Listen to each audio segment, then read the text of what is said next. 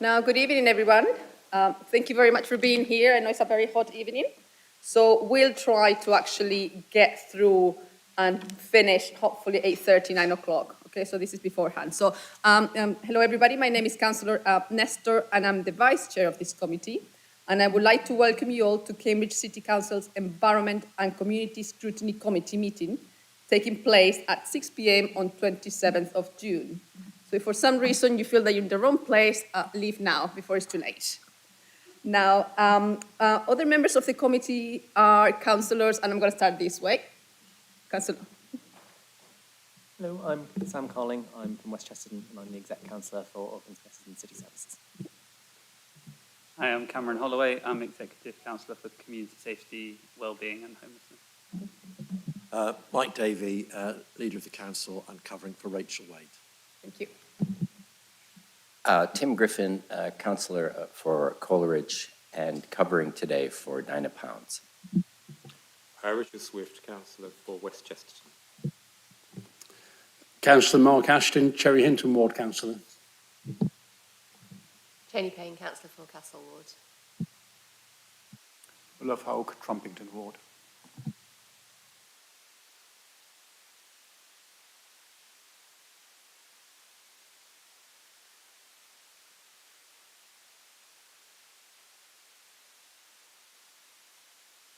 Oh, I'll try the next one.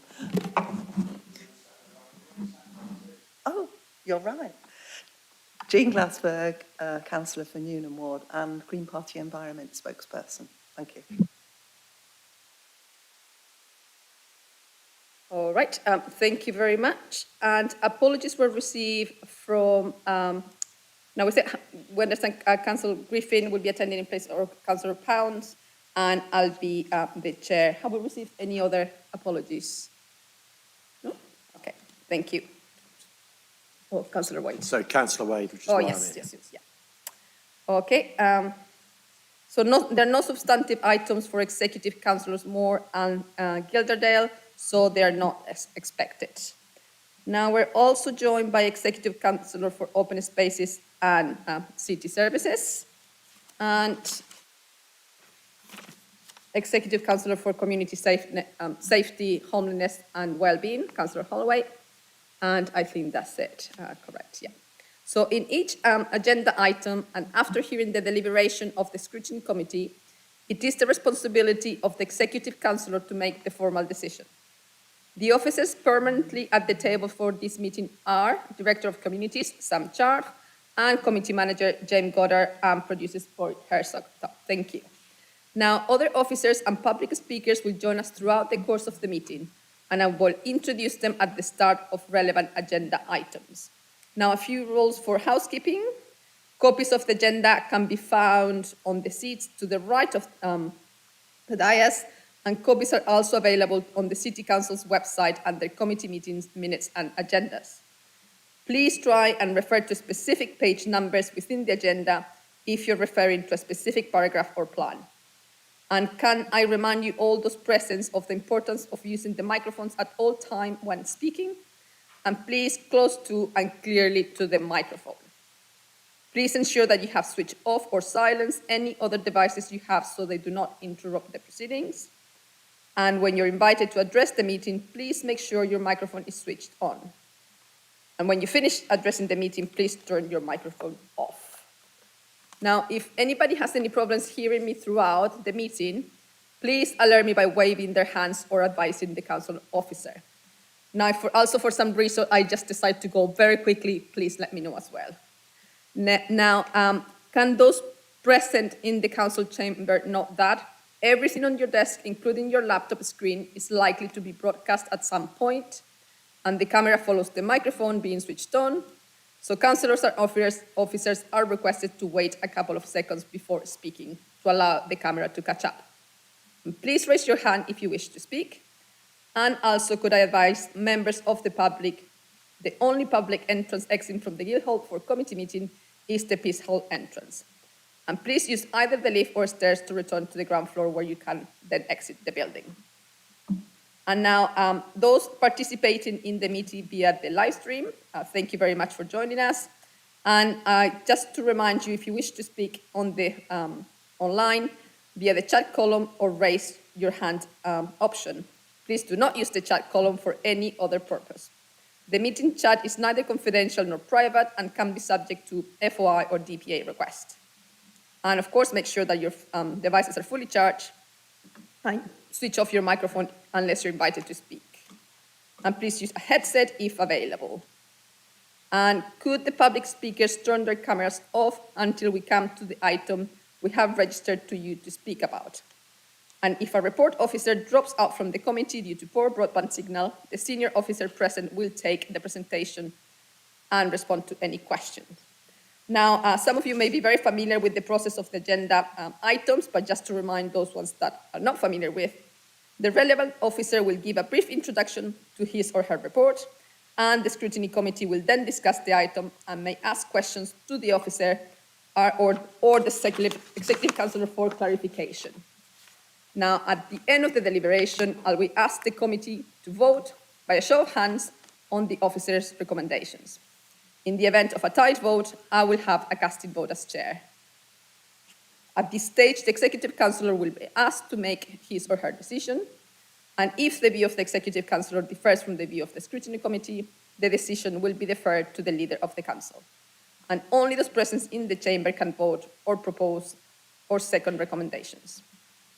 And for the comfort of councillors, officers, and the public, I may choose to call short breaks during the proceedings. And if councillors or officers require a break at any time, please let me know.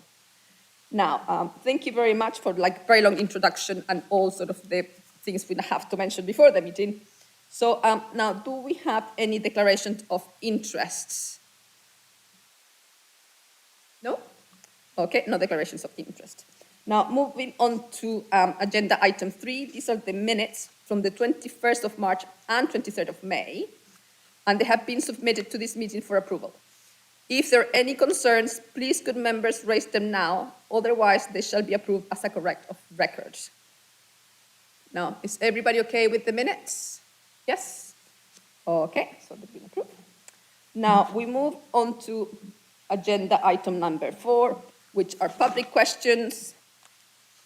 And just for housekeeping rules, again, the chair will direct public speakers when they can address the committee, and public questions time lasts for an overall period of 30 minutes. Now, our new public speaking rules were agreed on October 2023 full council meeting, provided that members of the public must send their text in advance of the meeting, and the text will not be read for the convenience of time. So the executive councillor or officer have 2 minutes to provide a response, and public speakers then have another 2 minutes to ask a follow-up question. Now, the councillor or officer may respond as appropriate for up to 2 minutes, and the committee manager will advise when the time period runs up. After addressing the committee, public speakers are welcome to stay and listen to the rest of the meeting, but do not have to do so. Public speakers are not entitled to address the committee at any other point in the meeting.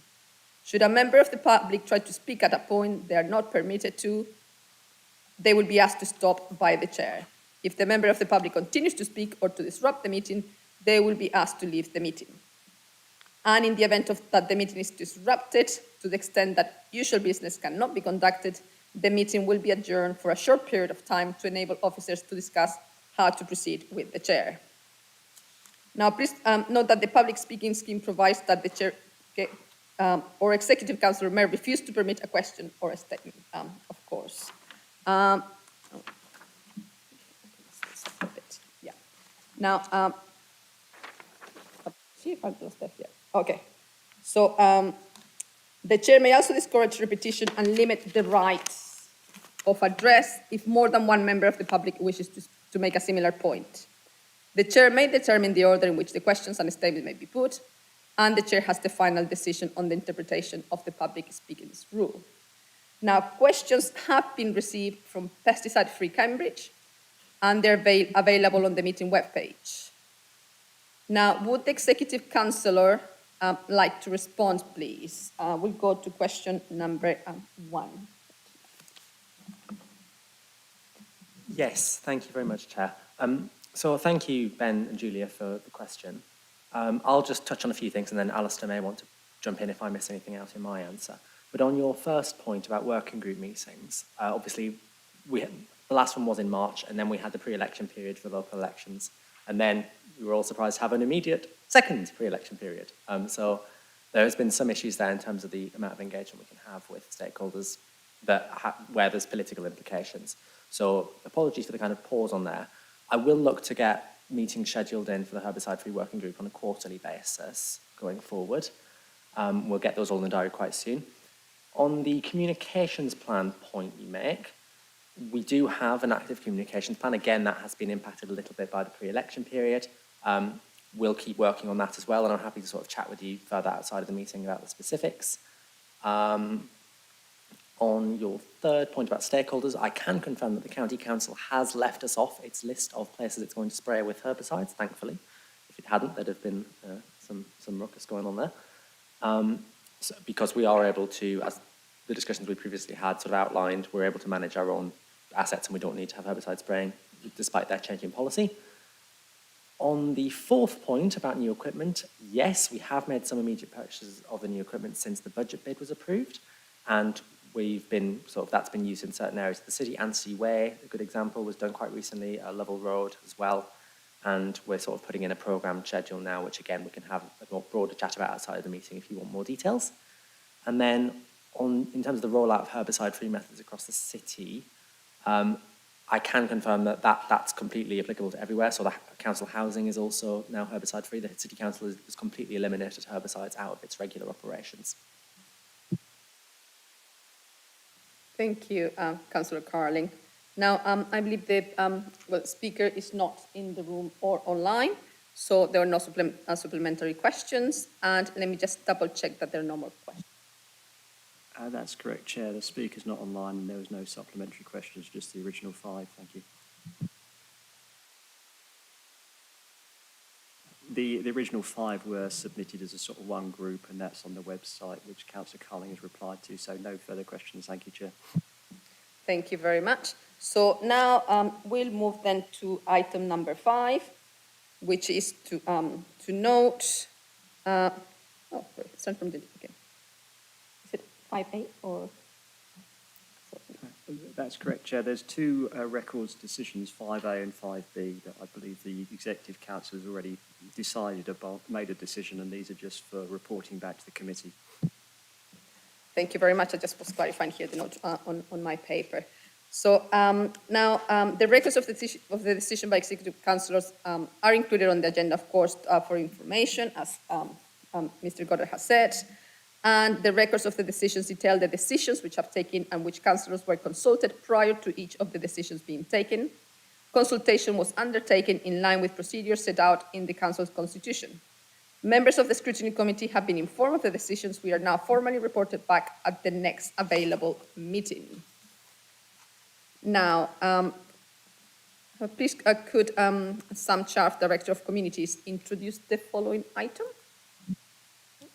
Chair, that was just in case the committee wanted to debate them, but one assumes if its decision's been taken, there should be minimum debate. It was just the directors here in case of questions. All right, thank you very much. So we can move on to number 5B. Oh, apologies. Yes. Thank you, Chair. I'd just like to make a comment on the material recycling facility. I understand why we have to make out-of-cycle decisions sometimes, but this is a big contract that's being looked at. And I hope that in future we can ensure that when these contracts are looking at being discussed, that we realise the committee cycles so that they can come to committee to have full discussion. Because we're talking of at least £739,000 a year cost to the council, and that's probably a minimum cost, and it could be more. So I understand why we have the out-of-cycle decision, but I'd just like to note that in future, could we try and make all attempts that these contracts can be discussed at full council at these committee meetings so we know what's going on. Thank you, Chair. Thank you, Councillor Ashton. So that's noted on the notes for this meeting. Now, I think we can move on to the next item, correct? Thank you. Now, we move on to agenda item 5B, redevelopment of Silver Street public toilets constructions. And again, records of the decisions by executive councillors are included on the agenda for information to be noted by the committee. The records of decisions detail the decisions which have taken and which councillors were consulted prior to each of the decisions being taken. Consultation was undertaken in line with procedures set out in the council's constitution, and members of the Scrutiny Committee have been informed of the decisions which are now formally reported back at the next available meeting. Now, as this is just to note, does anybody have a comment or anything like that to make before we move on to the next item? No? Excellent. Now, so then we move to item number 6, which is at the SOS funding round, street and open spaces, and the presenting officer is John Richards, Technical and Specialist Service Manager, supported by Tim Weatherfield, Urban Growth Project Manager. And I believe they're both online, so thank you very much for joining us. I'll just sort of give you the microphone now. Thank you. Thank you, Chair. Good evening, everyone. So this paper is one of a series of papers covering differing Section 106 contribution types coming to this committee throughout 2024. The Council takes a programmed-based approach to utilising available Section 106 contributions, normally prioritising those that were secured first. This report focuses on those informal open spaces, play provision and public realm generic contributions that need to be used soonest, and where overall value can be enhanced by pooling these alongside contributions secured for specific sites. Early consideration of these enables officers to get a head start on how best to utilise these funds, including further engagement with local ward councillors. A further report should follow later this year, with further recommendations for contributions having a longer timeline. It's important to note that Section 106 funding is running down, so it's particularly important that we make the most effective use of the remaining funds that we have available to the Council. The Passport 365 business intelligence platform, now adopted by the Council and considered by this committee in March, will help guide future investment in play areas. Section 2 of this report recommends investment of available generic and for play areas specific Section 106 contributions at Logans Meadow Local Nature Reserve, Litchfield Road Play Area, Trumpington Recreation Ground and in and around Harvest Way. We do face constraints in what we can utilise the public realm contributions secured in the Harvest Way area for, but we're doing our best to ensure that maximum value can be achieved. I commend the recommendations within this report to the committee and the Executive Councillor Chair, and Tim or I would be very, very happy to answer any questions that you might have. I don't know if Tim would like to add anything before we move to questions, Chair. Thank you. Thank you, John. Now, Tim, would you like to say anything? Chair, simply to point out that we have shared this report and the other Section 106 report with all councillors and offered to give a summary of any comments that were received from members. We've had a comment from Councillor Bennett to let us know that she has discussed this with the Green Group and has struggled to think of where public realm improvements at Harvest Way, where those might be. We've also heard from Councillor Flaubert in terms of whether there was any other option for play area improvements in Trumpington other than at Trumpington Rec. Officers have replied to her that the play area improvements at Trumpington Rec are the only option of most potential and greatest need for improvement that are wholly within the ward. Any other comments from members that have been received will of course be taken into account as part of the development of the Section 106 funding programme later this year. Thank you. Thank you very much, team. We now move on to the debate, and I will remind members if they would like to speak to indicate they wish to do so by raising their hand, and I'll let you know when it's time to speak. So are there any? Okay, so Councillor Huck, just go here. Councillor Dikovic and Councillor Payne. Okay, so Councillor Huck. Thank you, Chair. And thank you very much, to the officers for the hard work on this, and especially for the improvements to King George V Recreation Ground. I've seen it develop over the last few years, and I think it's really a great place to be in now.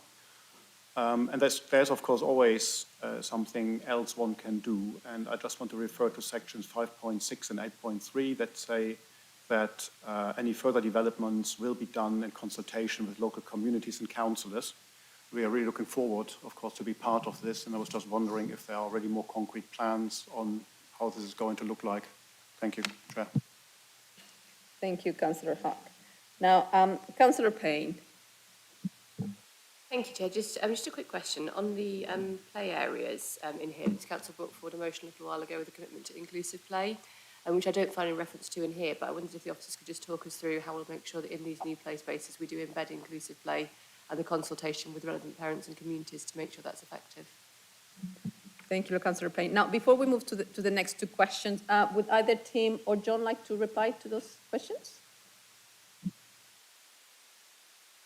Thank you, Chair. Yes, I'm very happy to. So in terms of the first question, at Trumpington Rec, by pooling those two fairly large sums together, the generic 106 contribution along with the specific contribution, that should provide sufficient funding for us to both be able to enhance the play safety surfacing around the play area and provide an additional piece of play equipment.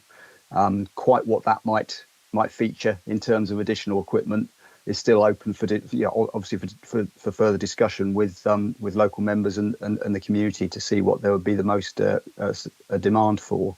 But we've got an idea of what we'd like to do there. But obviously we'd be very, very keen to engage local councillors and the local community in how we might best utilise that.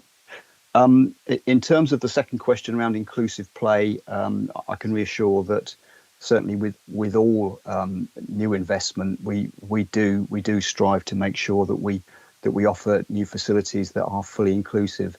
And part of the work emerging from the meeting in March is that we will seek through that platform to give further guidance to play area users on which sites are the most inclusive for use and include specific facilities for people with specific needs. So yes, I'm very happy to reassure that we are making every effort to try and ensure that we're securing that for people with particular needs. Thank you. Tim, would you like to add anything else? Just to highlight, Chair, that there is the EQIA in Appendix C. Thank you, Tim. Now I have Councillor Dikovic and Councillor Ashton. So we'll take the two questions at a time. So Councillor Dikovic. Yep. So my question is mainly about the process of allocation. Namely, obviously, there's a short time frame, there's 6 months. How are you deciding which proposals are going to be achieved within those 6 months? And also, with the deallocation process, where funds are deallocated, how are those funds then decided to be allocated to further proposals? Are these for new proposals? Are they for existing proposals? Thank you. Thank you. And then Councillor Ashton. Thank you, Chair. I'd like to echo my thanks for the officers for their hard work. Over the 13 years on the council, I know I've given them a hard time because we always want more than what we have in the pot.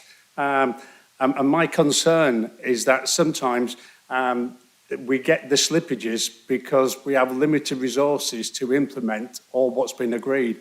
And I think it would be good if we could be kept updated that once awards have been granted, the time frame we're working to, because sometimes as new councillors come in the scene, they're not aware of what's been agreed in the past. So I think we do need a continual time frame around we're delivering these projects as well.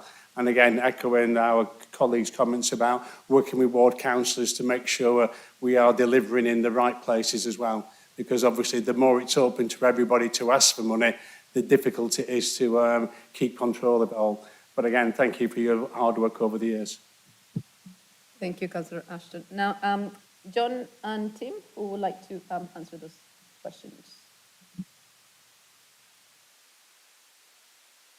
Thank you, Chair. Could I ask Councillor Divkovic if she could be a bit more specific about her question, because I don't know whether I'm misunderstanding quite what she's seeking.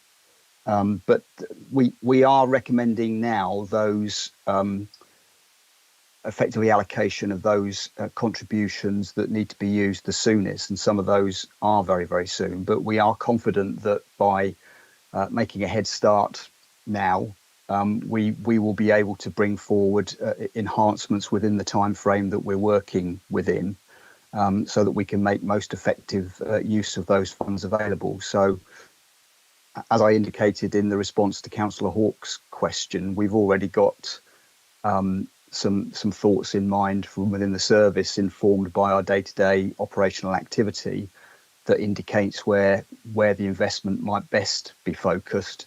But obviously that is subject to engagement with local councillors. And I think what I would emphasise is that, given the short timescales, we will try to ensure that engagement is effective, but also is proportionate to the need, really, in terms of timescale. So it's unlikely, for instance, to include a sort of a full public consultation, particularly where the funds that we're seeking to invest are fairly small.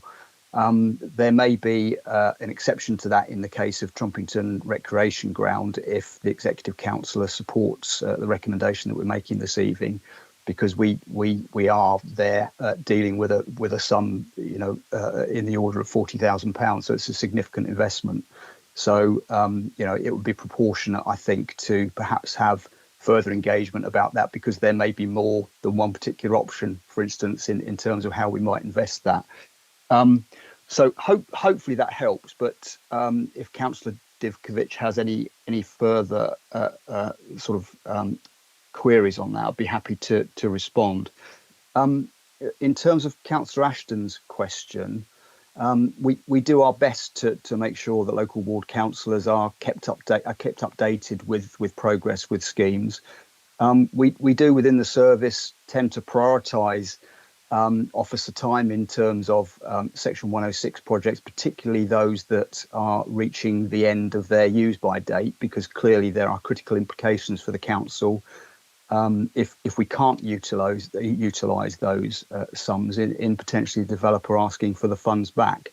So we do focus our priorities on those, and we do our best to keep local members informed. So we do publish on our Section 106 web pages on our internet site regular updates on progress with Section 106 scheme delivery, including examples of enhancements that we've taken forward across the different contribution types, and that's kept regularly updated. So hopefully that's useful to members.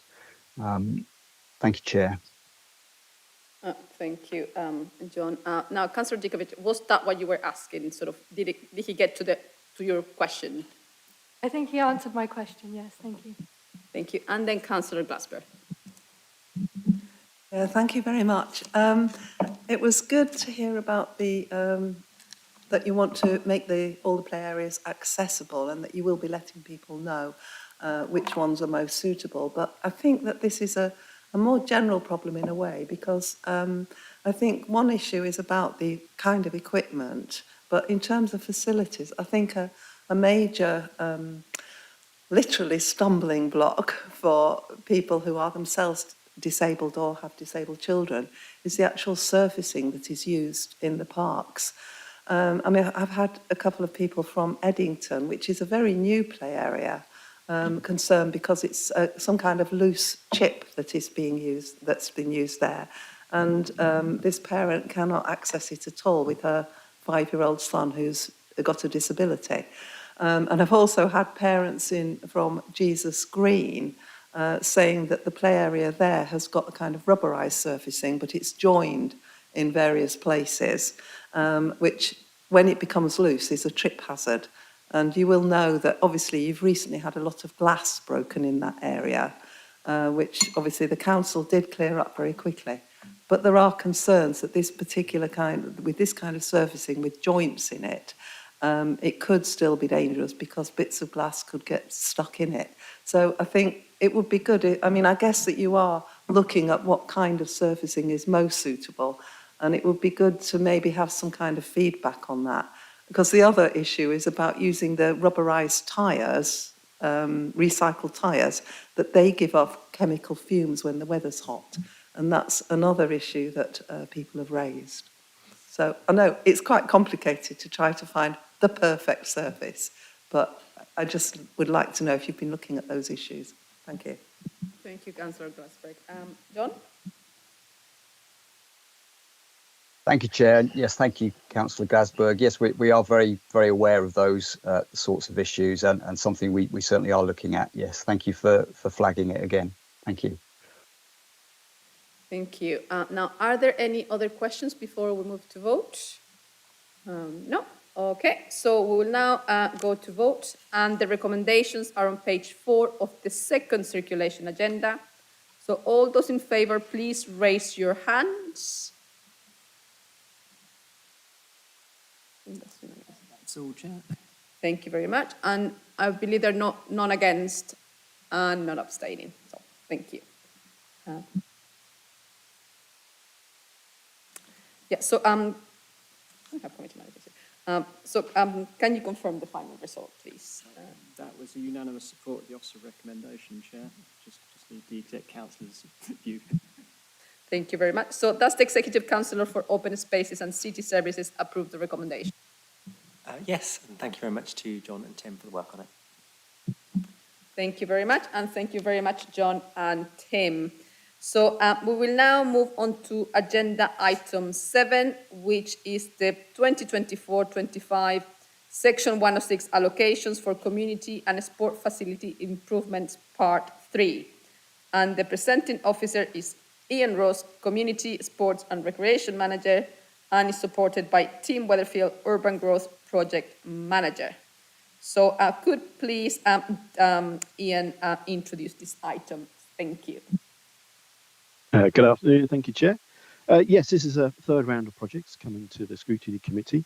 The previous two that you've seen have been a little bit of a departure from the way we used to allocating sports, indoor sports, outdoor sports, Section 106 spends, where the previous rounds had actually offered it over to clubs and groups to have a look for small grant bids for equipment and storage.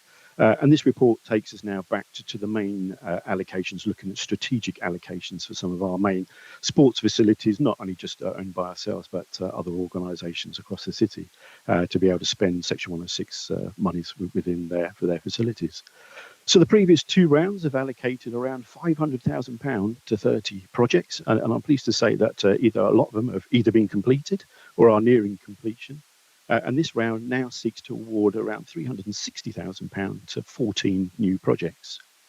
The first part of the recommendation is actually to deallocate some funds. So this is for a little bit of just over £13,000 for some monies that was allocated to St Paul's. Unfortunately, we can't, or they can't provide the community access to the facilities there, so have withdrawn their application for this. And the other funds we're deallocating is a little bit of the money originally put towards the Abbey AstroTurf project. And that's a project that we're currently working with the Football Foundation, which hopefully goes through their committees next month in July for approval for the project and release of funding. It's slightly coming in under budget than we'd originally estimated, so that's good news there, and that work continues to move forward. And it's allocated or deallocation of around £29,000 for the East Barnwell Community Centre as part of the East Barnwell project, but it is going back to another community project within East Barnwell and Abbey there. So as you see in 2.2, there's a whole range of projects there covering indoor sport, outdoor sport, community facilities and swimming. And just to highlight perhaps a couple for you, the Railpen Camscape project there will produce some kit and equipment that is actually mobile. So as the project moves around the site there with Railpen, these facilities can move from new location to new location as they move throughout the progress of the building development over the coming years. It may note as well, pickleball. It sounds like a strange sport, but it's something that's come to us from America. Very, very popular within the city, particularly with over 50s now being played on our outdoor tennis courts. And it's a short tennis game played with basically a paddle bat and an aerated ball from there. But again, very, very popular. So again, we've been asked to formalise markings within our tennis courts from those from there. And as I have mentioned there, specifically later in the report, it does note that there was a bid in to the NHS for a community project, and we have heard that this week actually that bid from the NHS has been successful. So yes, not to sway the committee's decision tonight, but as I say, the money from the NHS team has actually been approved to come forward. So the projects here we would like to put forward can again be delivered hopefully within the next 6 months to basically spend all of these funds well within any remaining time constraints. I don't know if Tim has anything to add. We're prepared to take questions. Thank you, Chair. Thank you very much, Ian. Yes, Tim, yes?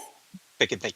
The only thing that I would add is for the Abbey Sports Centre changing room upgrades, I can clarify that is for, does include indoor sports purposes. So the use of indoor sports funding is appropriate for that. Thank you.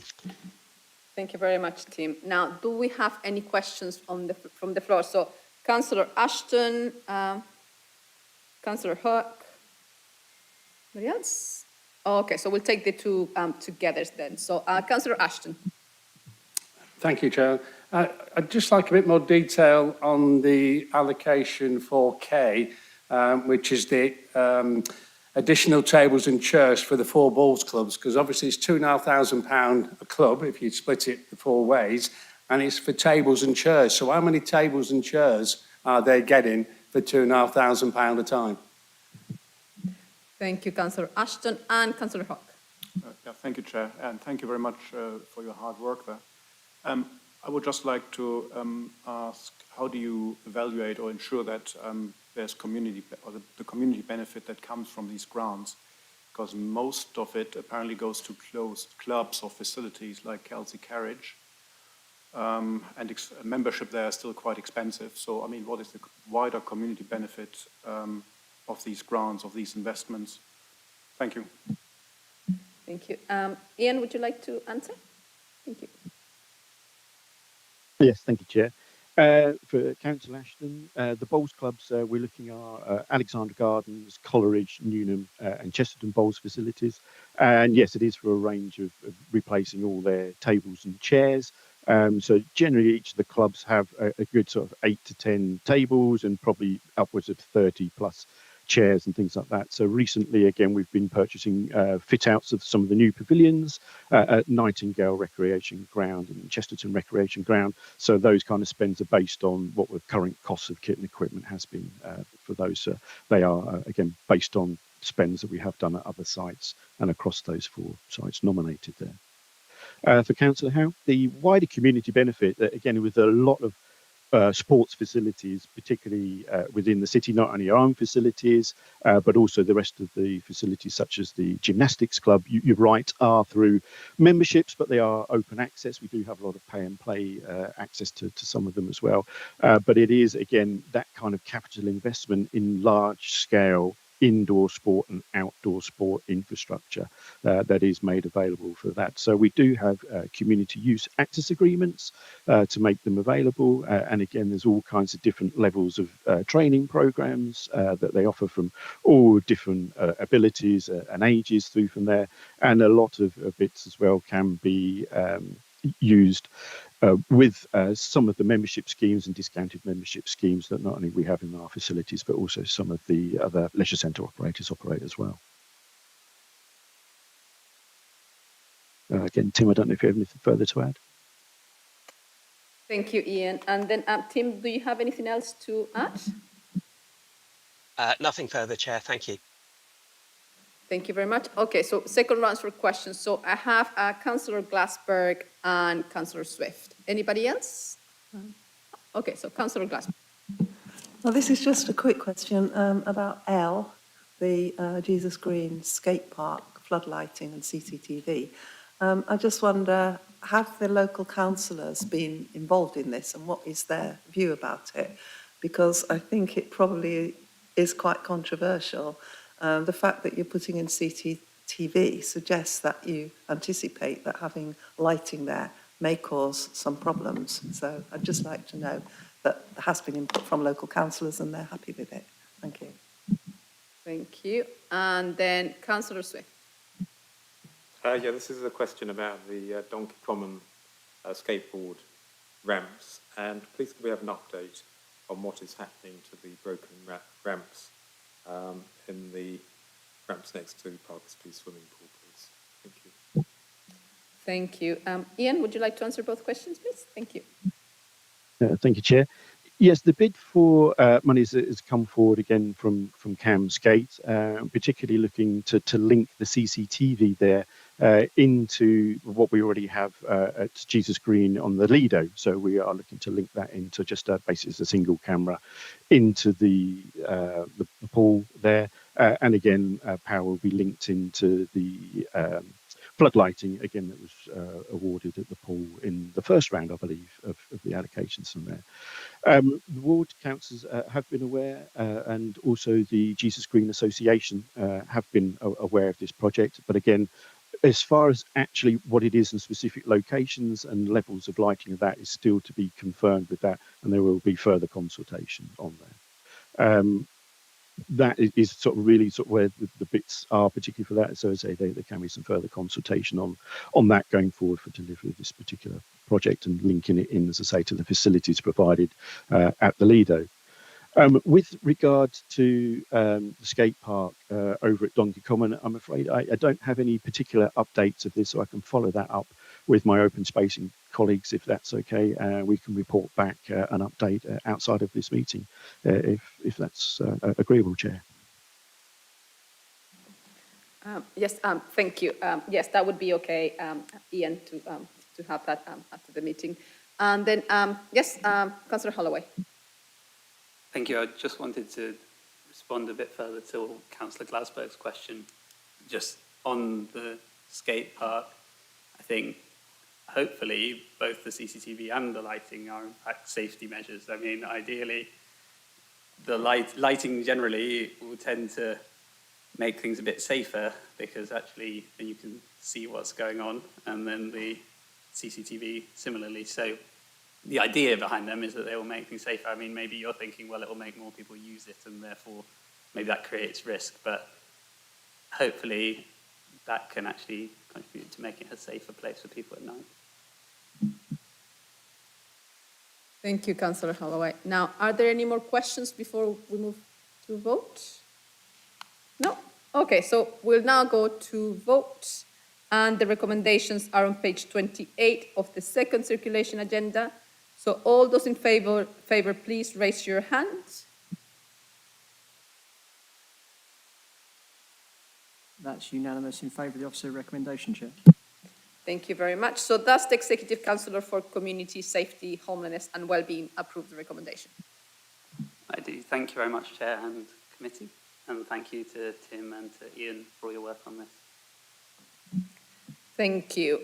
Now we will move on to agenda item 8, annual report on the Council's key strategic partnerships. And the presenting officer is Andrew Lim, Assistant Chief Executive. So Andrew, please go ahead and introduce the item. Thank you, Chair. This is an annual report we bring to give the committee a sight of what the Council has been working on in its strategic partnerships. Normally we have separate reports going to Strategy and Resources and this committee, but on this year we've brought them both together in an attempt to streamline things.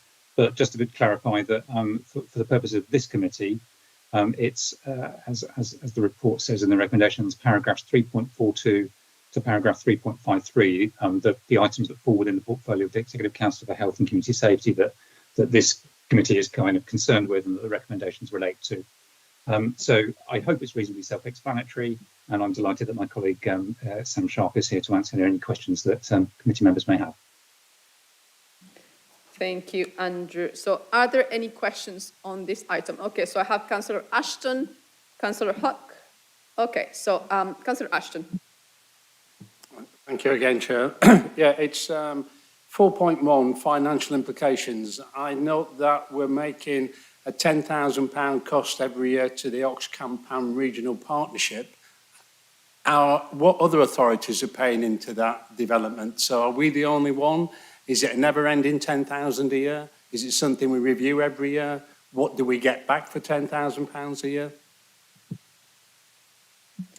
Thank you, Councillor Ashton. And I'll take Councillor Hock as well, so we have two questions together. Thank you, Chair. Yes, I guess, in the light of the recent developments about the case for Cambridge, it's of course important that we all pull on the same rope here and fight for decision-making that remains with our local authorities. And I just picked up on something in section 3.19. It says that evidence and research from this work with fast growth cities group partners has informed the work we have contributed to discussions with government on their case for Cambridge. I'm just curious what these discussions are and what kind of information you used or you had there, and what these discussions with government were. And then an additional point is that, of course, that we agree that many services in the council aim to improve and maintain the health of our local population. That's great, section 3.42. And maybe it's a little bit tangent to this topic, but this is the time of the year when lots of residents complain about overgrowing vegetation and open spaces, footpaths, not being accessible or difficult to access. It can be even dangerous in some places. And it just happens every year. So it's clearly a problem that occurs, with high precision at this time of the year. And I feel that this is something where something relatively simple could be done to improve the health of our residents by simply making it easier to access these open spaces, active travel. I keep going on about Trumpington Road. I hear about it now almost on a daily basis, social media, emails, in person. It's close to my work. It's just not necessary that our footpaths overgrow, and I think this is something that we could discuss in this context. Just curious about your perspective on that. And could also be something where volunteer groups could be involved, local volunteer groups. So I find it hard to believe that there are no people who would like to do these things locally, but for some reason it's a bit more difficult than it maybe should be. Thank you very much. Thank you very much, Councillor Hock. So, Andrew, would you like to answer those two questions, please? Thank you. Yeah, as I mentioned, the purpose of this report for this committee is the items relating to the health partnership and the community safety partnership, rather than the items that are going to strategy and resources on Monday with the same report that relates to things like the Oxford, Cambridge and fast growth cities and that kind of thing. But just to be helpful, or to try to be helpful, I'll do my best to answer those two questions. So on the Oxcam partnership, I think all of the authorities that are in that kind of geography who have chosen to be members pay a subscription of some kind. So no, it's not just us, it would be all of the authorities stretching across what was previously known as the ARC, who have chosen to be in that partnership. So that's, as far as I'm aware, most of those councils. And what we get out of it, I guess, is an opportunity to kind of explain to government the importance of that area, that geography, and promote sustainable and inclusive growth in that space. In terms of the fast growth cities research and how that informs the conversation with Pest Cambridge, if you click on the link and you kind of read the research, it basically kind of points out how important Cambridge's economy is for other parts of the country, and the vibrancy and innovation of the Cambridge economy. But also, therefore, the needs that the area has in terms of infrastructure investment to ensure that growth here is sustainable and inclusive. So those were the themes of the conversations that have been taking place with government under the banner of the Case for Cambridge. So having evidence around the size and nature and significance of the Cambridge economy was helpful for us, but also the constraints that we faced and the need for investment in that. So I hope that's helpful. In terms of overhanging vegetation and easy cycle access and so on, as a cyclist in the city, I'd be keen to hear an answer on that. I'm not the specialist though, but I note that my colleague, Mr. Wilson, is potentially online and may have something he could possibly say about that without trying to drop him in it too much. Thank you, Andrew. Now, yes, Councillor Holloway and Councillor Davey. In the meantime, I'm happy to give just a short response. That's not obviously the actual cutting of the hedges is not within my portfolio, but in terms of well-being, I absolutely agree with you that promoting active lifestyles is incredibly important, and as a council we need to be doing that, and perhaps there are some simple ways that we can do that, as you say, where people aren't actually able to walk along a pavement easily or able to access their local open spaces, and we as a council just need to make sure we're aware of that and trying to reduce those barriers as far as possible, but happy to talk about more specific examples at another time. Thank you. And Councillor Daly? Excuse me, yes, it's really, without wishing to take us off on an unnecessary tangent, because obviously, as Andrew said, the purpose of today was about specifically the health partnerships, but I do pick the points from both Councillor Ashton and Councillor Hawke, and I'll pick them up on at the SNR meeting next week, and specifically address the questions both asked. Although very briefly for Councillor Hawke, the Fast Growth Cities thing was one of the first things we supplied to Peter Freeman in the discussions that we had with him to demonstrate the work that had already been undertaken, which is oddly enough built on the Oxfam partnership work, and because of those relationships we were able to develop the Fast Growth Cities. But as I say, I don't want to take us off on a tangent, because I don't think that's what the purpose of today is doing, and I don't seek to avoid the conversation. Happy to pick it up at SNR next week. Thank you, Councillor Davey. Now, does anybody else have any questions in relation to this matter, but not SNR issues that can be discussed on Monday? No, so we will now go to vote then. The recommendations are on page 45 of the agenda. So all those in favour, please raise your hands. That's unanimous support for the recommendation, Chair. Thank you very much. So does the Executive Councillor for Community Safety, Homelessness and Wellbeing approve the recommendation? I do. Thank you, Chair. Thank you very much, Councillor Holloway. Now, before we move on to agenda item number 9, does anybody need a comfort break? No? Okay, so let's keep going then. So the item is the Community Funding Programme 25 to 26, and the presenting officer is Julie Cornwell, Community Funding and Voluntary Sector Manager, and she is in person. And apologies, Andrew, I should say thank you very much to you, forgot you were online, so thank you. Okay, so Julie, go ahead. Thank you. Good evening, everybody. So the community funding review paper that you have before you sets out the background to the funding review and describes 3 strands that we're proposing as a new approach to community funding. The introduction of a twice-yearly small grant scheme, replacing the previous small grant scheme and area committee grant scheme for applications with a value of £5,000 or less. The continuation of annual community grant scheme for applications with a value over £5,000, and the introduction of multi-year funding agreements for specific provision within the city.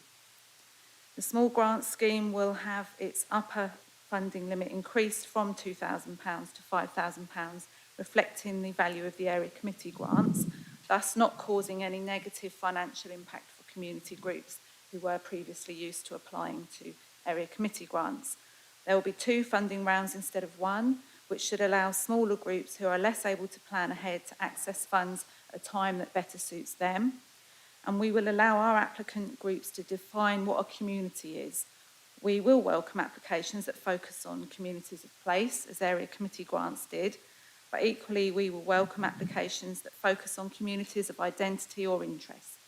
This flexibility will allow groups to reflect what will make the greatest positive impact to their beneficiaries, rather than try to fit their proposed activities into geographical areas defined by the council that may not be recognised as communities by the residents who live there. Applications will be assessed using objective criteria, prioritising applications where the need for the funding and the activity is well evidenced, and where the impact of the activity would be highest and where it's measurable. The main grants with a value of over £5,000 will remain much as they are now, but there'll be a new question around how applicant groups will mitigate the environmental impact of their activity, and partnership applications will now also be welcomed. A staggered approach will be taken to the introduction of multi-year funding agreements. And we hope that will allow for lessons learnt from the early adopters to be incorporated into the approach for future multi-year funding agreements. And it will build in time for consultation as the main community grants budget will need to reduce to allow for the multi-year funding budget to expand. And it also recognises the kind of practicalities around the capacity of the grants team to kind of manage this, these new arrangements. So the proposed early adopters of multi-year funding for 25-26 would be groups providing independent advice and advocacy, including welfare, housing and debt advice, and infrastructure support to the voluntary and community sector. A schedule would be developed to identify further groups who are critical in providing support to city residents who need it most, that would benefit from multi-year funding agreements in the next phase, which will be implemented for 26-27 funding round. There are no proposed changes to the primary outcome for the overall community grants funding programme for 25-26, and the strategic outcomes would also remain the same. So in summary, the paper is seeking approval for the introduction of the twice-yearly small grants scheme and for the continuation of the annual main community grants scheme and the introduction of multi-year funding agreements for specific provision within the city. And I think I'll leave it there and I'm happy to take any questions. Thank you. Thank you very much, Julie. So any questions? No? Okay, so Councillor Payne. Yeah. Thank you, Chair. Thank you for the report, and to also say a huge thank you for the work you do around the grant scheme, which I know is complicated but so important. And there's many residents in my ward who I think have worked with you and your team who have been so supportive and thankful of all the hard work you put in with them on an individual basis. So thank you for that. I'm really pleased to see the introduction of the longer year grants going forward, which I think will just give a bit more flexibility. Some of those organisations who really we can't afford to allow to fail, so they can start to plan for the future. I just wanted to ask around the introduction of the sort of the two grant a year cycle effectively.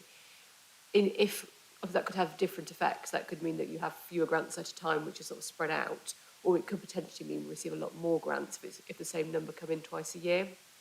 I was going to ask, do you have any insight on how that will affect the capacity of your team in terms of managing that if there are many more grants going forwards?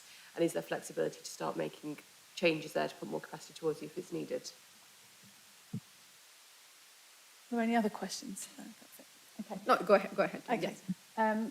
So I'm thrilled to say that we've got a new member of staff starting on Monday, backfilling somebody who's left, and another new member of staff also backfilling, starting on the 29th of July. So when we have a full team, I think we'll have the capacity to be able to respond if we do get more. And we are hoping we'll get more applications and more applications from groups that haven't applied before. It would be really nice. We know there are a lot of groups out there that we don't support at the moment. And it's kind of alluding to the next paper, but if we are able to secure a digital grants platform, what we're really anticipating is that will reduce the administration that the team does and will actually free us up to do a little bit more of the monitoring and a bit more of the support that will bring through new groups and will help make the existing groups and applications more successful. So I'm not sure about lots of flexibility, but I'm optimistic. Yeah. Thank you very much, Julie. Any other questions? No? No further questions. So, well, we will now then move to vote, which are the recommendations are on page 58 of the agenda. So all those in favour, please raise your hand. Unanimous support for the recommendation, Chair. Thank you very much. So does the leader approve the recommendation? I'm delighted to. Thank you very much. Thank you. And now we will move to agenda item 10, to the Council's future approach to grant fund management. And the presenting officer is Julie Cornwell again, Community Funding and Voluntary Sector Manager. So Julie, please introduce the item. Thank you. The Council's current grant fund management approach relies heavily on manual data entry systems, and there are fragmented grant streams available across the Council with different systems and processes. And that can make it really challenging for potential applicants to access Council funding. So we've been aware of this for some time, and we've looked at a range of options which explored how we could best address those issues. And those options are set out in detail in an options appraisal that you'll have as Appendix 1. There were 4 key areas to have no change to the current approach and make minor process and system improvements, implement a digital grant management platform, or outsource some or all elements of the council grant fund management to a third-party organisation. So each of those options was looked at in detail, and the strengths, weaknesses and risks for those options were set out, as you'll see in the appendices. And the conclusion from that was that the council it would be recommended to the council that we procure a digital grants platform. And what we're wanting to do through this is to minimise risk and maximise efficiency and improve the experience of applicants when they come to the council. So they're the kind of headline sort of objectives, but we would like to make sure, as I say, that the applicant's journey is improved, and that not just about applying for funding, but that they can evidence impacts that will be helpful to them as an organisation. It's helpful for us to know where our money's spent, but also that they're able to use this information to get funding elsewhere too, and that we'd like it to improve the reputation of the council's grant funding service, potentially work with other grant funders as well. There's an opportunity that we could lead the way here and have a scheme that other partners might want to buy into. And we'd like to mitigate the risks that we have with the current approach. There's lots of risks with copying and pasting information across multiple different types of methods of keeping information. And as I say, we really want to make sure that applicants' needs are considered with the new platform. And we'd really like to measure impact more successfully than I think we do now. It's important that we hear the voice of our beneficiaries, but we really would like to be able to present something back to you that really evidences the value of the council grant scheme. So if the recommendation is approved, work would begin immediately on developing the tender documentation. We'd ensure that's aligned with the council's digital data and technology strategy. That's being presented for approval at Strategy and Resources Scrutiny Committee on the 1st of July. Grant schemes that are open all year round, such as the United with Ukraine grant scheme, which is due to expand, and we'll come back to you about that, to a refugee scheme. We'd like to pilot that coming on stream first, because as you know, that's open all year round, and it will help us to sort out any early teething problems with minimal impact on applicant groups, and then we'd roll it out fully for 25-26. So in summary, the report is seeking approval for the implementation of the digital grants platform and the delegation of responsibility to the Director of Communities to oversee the procurement exercise and the transition to the platform. I'll leave it there and happy to take questions. Thank you. Thank you very much, Julie. So do we have any questions? So I have Councillor Ashton, Councillor Dikovic, Councillor Griffin, okay, Councillor Huck. Okay, so I'll take 2 and 2 then. Councillor Ashton. Thank you, Chair. It's how we measure the impact to these grants, because a lot of these grants will be, in a sense, for mental well-being. So how would you measure the mental well-being of a group? Is it because they've increased the persons attending the event? Is it the fact we're enabling them to keep going for another year? So I am concerned that our measurement needs to be really, each one could be slightly different. And I think trying to have a standard measurement scheme might not fit what we're trying to achieve. Because if it's an organisation that is providing something in the community, even for a small amount of people, their mental well-being is fundamental. But on the score, it could be, do you know what, they haven't really achieved much. We give them £300 and they've only had 20 people turn up. Is that value for money? Well, it's massive value for money for those few people who turned up, who would struggle without that as well. So I think we need to be very careful of having a system that is almost like a tick box to say we score that. I know it's going to be difficult, but yeah. Thank you, Councillor Ashton. And Councillor Dikovic. Yep. So we can see with the direction and the way things are going with the process of granting to communities is going. It's becoming more refined, and it makes sense, obviously, to have a digital management platform.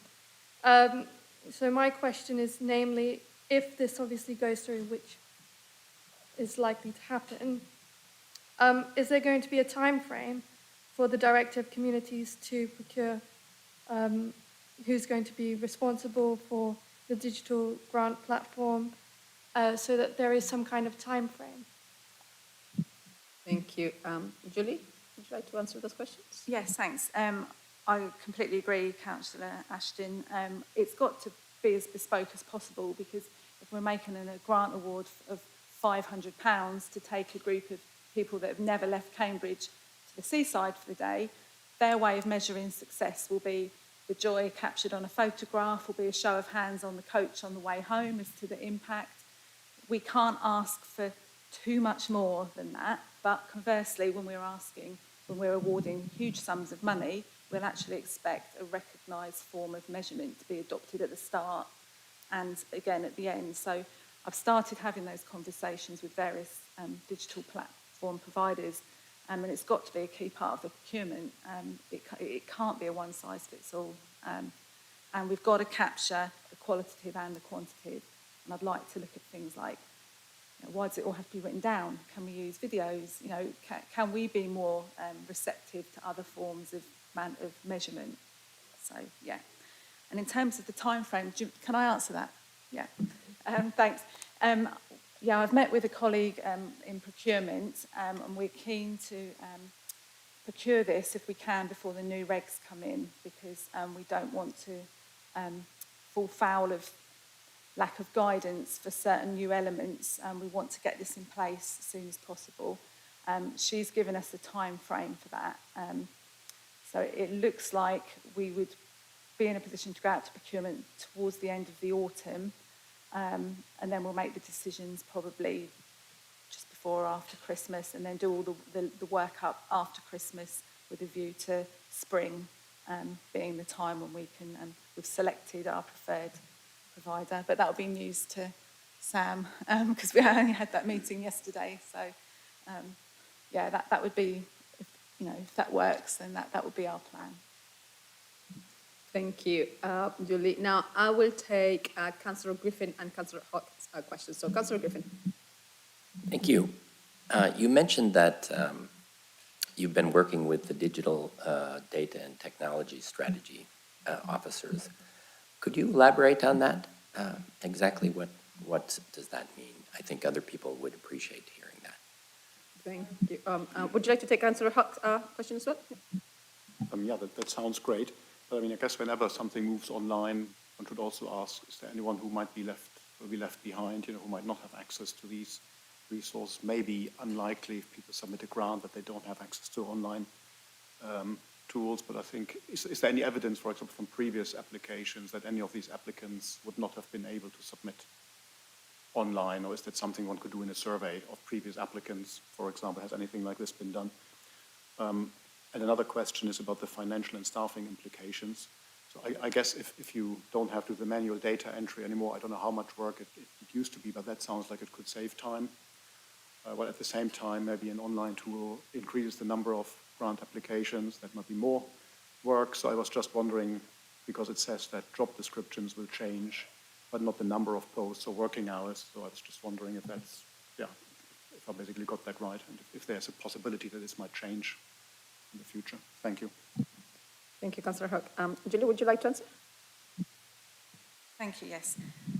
So it's a bit chicken and egg. We don't want to do too much work before we know that, we've got the approval of the committee, but at the same time, we need to make sure that there's capacity within ICT shared services to be able to support us to get this done in time. So we've had 2 meetings with Michelle Lord, who's the sort of digital lead, and she's kind of told us the process and made other officers within the council aware, and they know I'm here tonight. As I say, we've met with the procurement team, so they think it's all manageable within the timescales. But yeah, it's not been in-depth discussions. We have got some template examples of procurements, types of procurements that have been used in other parts of the country, and they also include a detailed kind of the technology stuff that I wouldn't necessarily understand, but we've got samples of those as well, which the tech team will look at so that we can work together to draw up a really tight spec. The bit that our team are obviously really confident about are the things that Councillor Ashton talked about and the experience from a group's perspective, but we'll definitely need to work with the digital team to make sure that everything all links together and complements, the wider objectives of the council. And in terms of Councillor Hawke's question, there is a danger that some people could be left behind, and I think that is why we will always want to be available in person. We've increased the offer of face-to-face appointments this year. We've got 4, I think, already in the diary, and we're going to actually be working with CCVS and Cambridge Ethnic Community Forum. We will be in Arbury Court or anywhere else where anyone wants to meet us, and we will physically sit with groups and help them to complete the applications. And we'll accept an application on paper and type it ourselves if necessary. This money needs to go to the people that needs it most. So, we will make sure that happens. For the last 2 years since our small grant applications moved to an online form that we do in-house, we've added a survey questions on the end because we can always do better.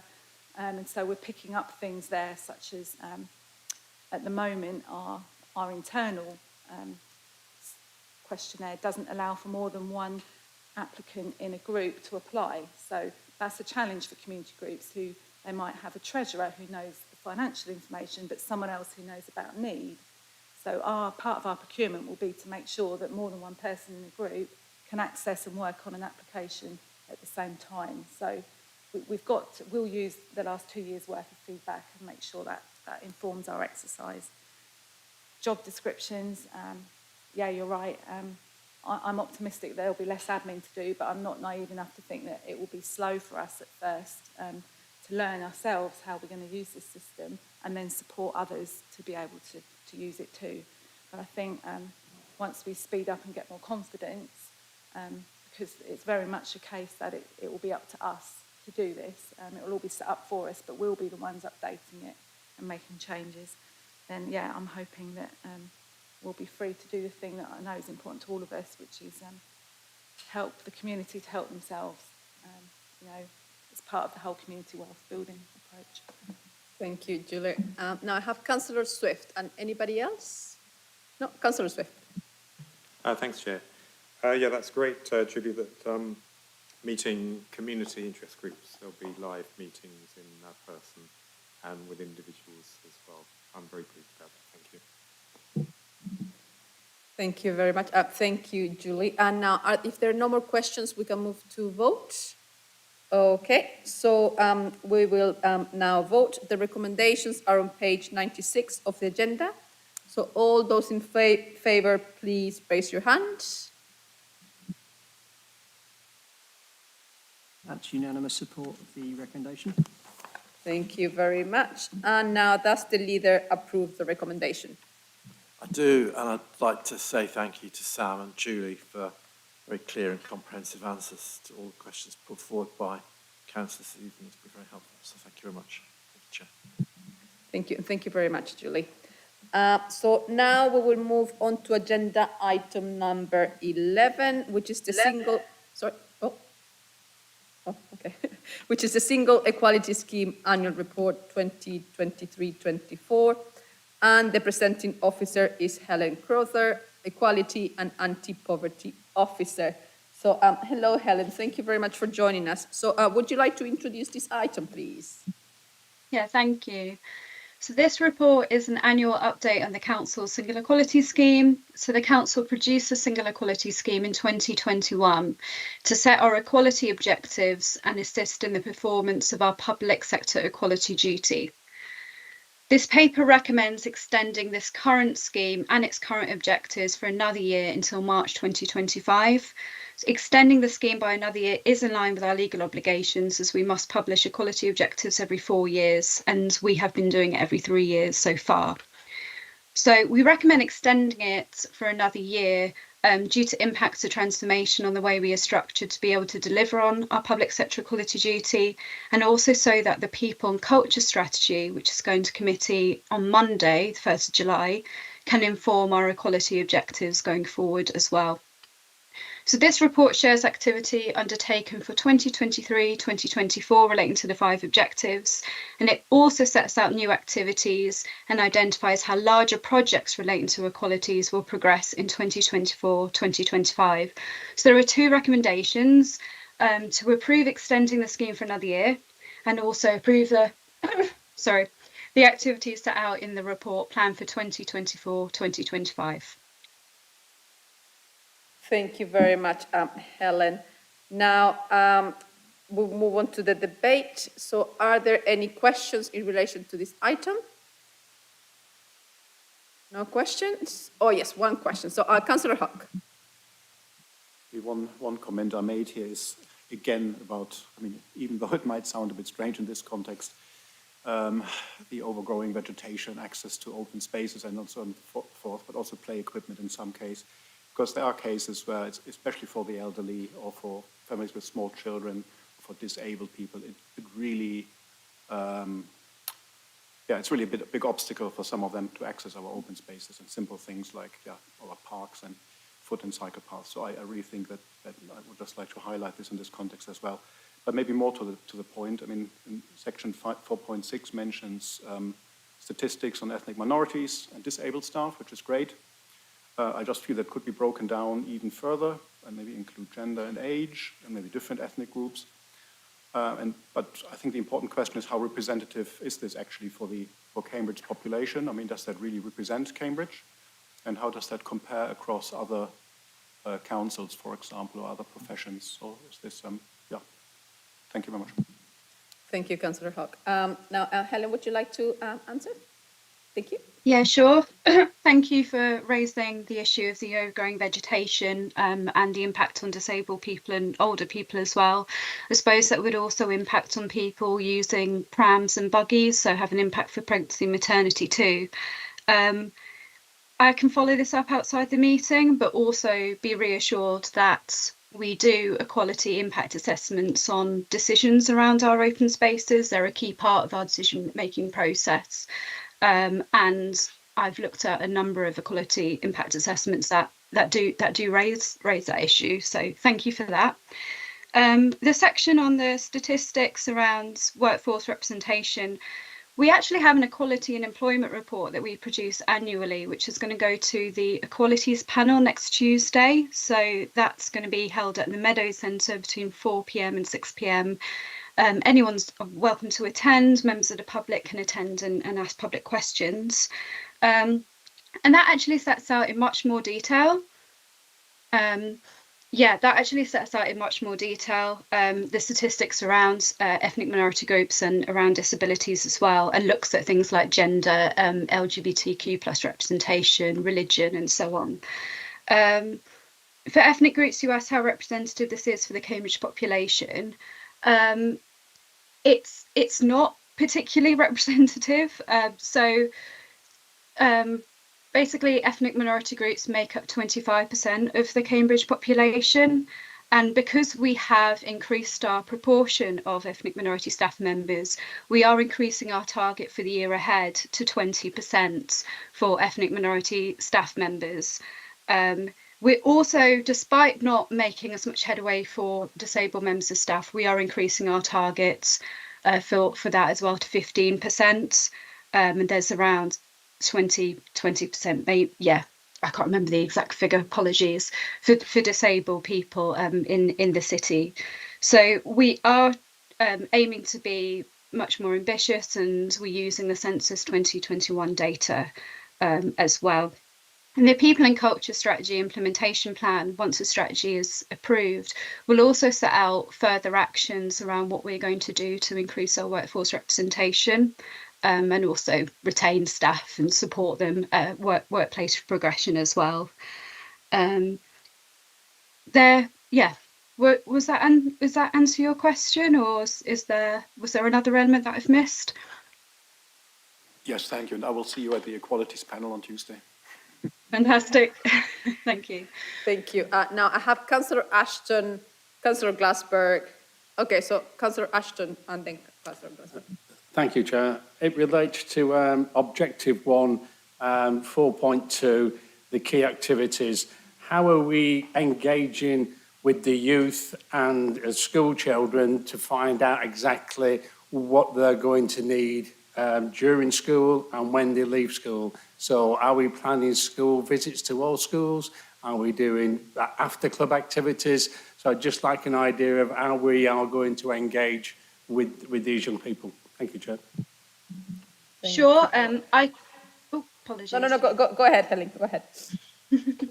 Yeah, so we've commissioned Citizens UK to work with local schools, and they're going to basically be training staff members at schools to support so basically support to hear from young people about their needs and priorities in the city. So they'll be working with a number of schools. I can send you more details around that, and there's an update for the equalities panel on the youth strategy as well, which gives more details around that too. What they will be doing, basically, the work will culminate in young people's assembly, which will be held in November, where young people will put forward their kind of needs and priorities. And there's also been a group set up with public sector partners in order to basically help address the needs and priorities that young people set out as part of the assembly. So we are working to engage schools. And also voluntary community sector organisations that work with young people as well. Thank you, Helen. And Councillor Glassberg. Yes, thank you very much for this. It's really interesting to read about the whole range of groups and individuals that you're working with. It's really impressive. Thank you. But I just wanted to ask you, you also said that you are working with partners across the city and that you do equality impact assessments. And I just wondered, have you done an equality impact assessment about the boy scooters and bikes that are being parked on city pavements? I'm sure the rest of you have also had quite a lot of complaints and concerns from residents about these, where they are really obstructing access for people. I mean, there's a couple in Newnham. There's one that's actually right across a corner next to a junction. And it's actually really dangerous, especially people with buggies are having to go out into the road to get round them. So have you done an impact assessment for them? And we also wondered, what is the process for them getting approval for these sites? Is there any kind of consultation with local councillors or residents? Because I think there should be. Thank you. Thank you, Councillor Glassberg. Helen? Yeah, so I don't undertake all impact assessments for the council, equality impact assessments. They are led by services that are putting forward basically changes to policies, plans and procedures, and services tend to send them to me for advice to improve upon them, but ultimately it's the services' responsibility to undertake them. In relation to the scooters and bikes, I'd have to check with city services. I'm sorry, I don't have the answer to that. And I also would have to check with them about the process for them getting approved as well. Sorry, I can't answer your question on that now. Thank you, Helen. Now, would it be possible once the officer, when you check, to email all the councillors so everybody knows? Sure. Thank you very much. Councillor Holloway, yes. Just on the scooters, I agree that it clearly does block the pavement quite often, so we need to avoid that wherever possible. It is possible to contact Voy. It's not always easy, but it is possible to contact them and ask for scooters to be moved or certain bays to have their numbers reduced. I've done that in the past, so happy to talk with you after that about that. I think for the equalities impact assessment or similar work, it might be the combined authority because they are the ones who are providing the scooters. Thank you, Councillor Holloway. Any other questions in relation to this item? No. Thank you very much, Helen. And now we'll move on to the vote. So the recommendations are on page 131 of the agenda. So all those in favor, please raise your hand. That's unanimous support for the recommendation. Thank you very much. So thus the leader approved the recommendation. Yep, and thanks very much to Helen for her work on this. Thank you very much. Thank you. So we now move on to agenda number 12. 12, right, is that correct? 12A is correct, Chair. It's another recorded decision to make. Okay, thank you. And this is the appointment of councillor representatives to the conservators of the River Cam. And the records of the decisions by executive councillors' officers are included on the agenda for information to be noted by the committee. The records of decisions detail the decisions which have taken and which councillors were consulted prior to each of the decisions being taken. Consultation was undertaken in line with procedures set out in the council's constitution. Now, members of the Scrutiny Committee have been informed of the decisions, which are now formally reported back at the next available meeting. So, do we have actually any debate in relation to this, or not? We don't have any debate. That's just to note. Does anybody have any questions or comments? No. Oh gosh, I think that we've reached the end of our meeting. So thank you very much, everybody. I think when you've read the papers beforehand and everybody's very keen on to get going, it works really well. So thank you to the officers and enjoy the rest of the nice evening. Thank you.